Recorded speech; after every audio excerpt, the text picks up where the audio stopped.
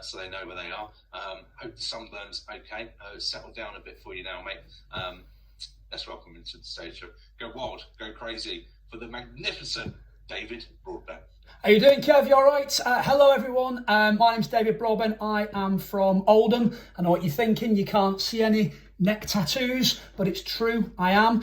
Let's face it, I'm not going to make that sort of shit up. I am very proud to be from Oldham most of the time, except when I go on holiday. Because you know how it is on holiday. You sit around the pool and you start talking to people because, you know, from the north, I'm friendly. And after a couple of minutes, they ask that dreaded question. Where are you from?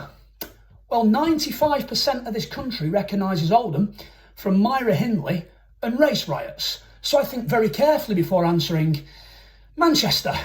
Because if you do answer Oldham, you get that look. You know the one. It's 1/3 fear, 1/3 sympathy, and 1/3, how the fucking hell have you afforded this holiday? And that's just in Blackpool, the cheeky bastards. That said, I do love London. I love my trips down to London because, let's face it, it's really posh. There are parts of West London that are so posh, even the Greggs is called Gregory's. That's how posh it is. Went down there a few years ago for the Queen's 90th birthday party. I was invited to a street party in London. It was awesome. There was bunting hanging out from all the windows. Jerusalem and Rule Britannia were blasting out. People waving Union Jacks and not even in a racist way. It was brilliant. Each household was asked to contribute something to the street party. Ladies and gentlemen, I shit you not, 47 types of hummus. And something called crudités. Now, I'm from Oldham. I thought vegetables came in tins. So that was an eye-opener. So I grew up in Oldham in the 1990s, and my school was all right. I mean, I wanted to be a supply teacher there, but it was okay. In fact, once a group of Year 11 lads got hold of a supply teacher, kidnapped him, and locked him in the library. Now that came as a massive shock to me. I had no idea we had a library.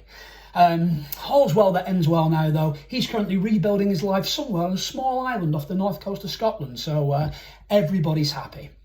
Going back to those times, though, we, in order to talk to girls, we didn't have dating apps, we didn't have social media, we barely had the internet. So we had to rely on that triple threat: wit, charm, and bottles of 2020. We also had that tradition, the school disco. None of this American prom bollocks that you get now, a proper school disco. You know, the ones where the school gym is magically transformed into a school gym.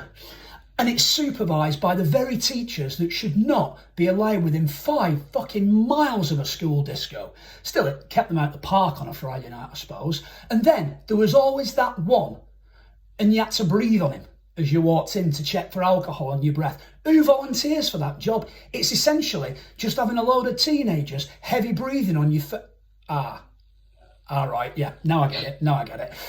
On the night, though, itself, just before 9 o'clock, because that's when your parents had come and pick you up, we, as a group of lads, had just about had enough vodka in Tizer bottles to loosen us up to be brave enough to go and talk to the girls. Well, the girls that weren't in the car park, with the 19-year-old boyfriends getting fingered in a Fiat Punto.